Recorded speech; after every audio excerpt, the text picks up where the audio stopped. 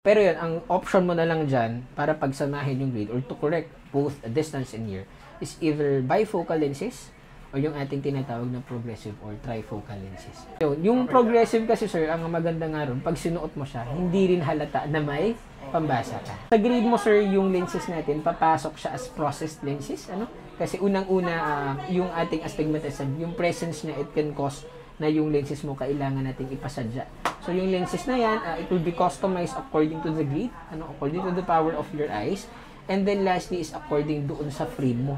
Gagawa sila ng exact lens na maganda yung fitment doon sa pinaka-frame mo para pag sinuot mo siya, fully customized according to the fitment of the frame, yung centering ng lens sa mata mo para talagang pag sinuot mo, close to none yung adjustment. Or kung magkakaroon naman ng adjustment, very light for you to adjust. At least na-solve natin yung concern mo with depth perception, yung problem ng lula.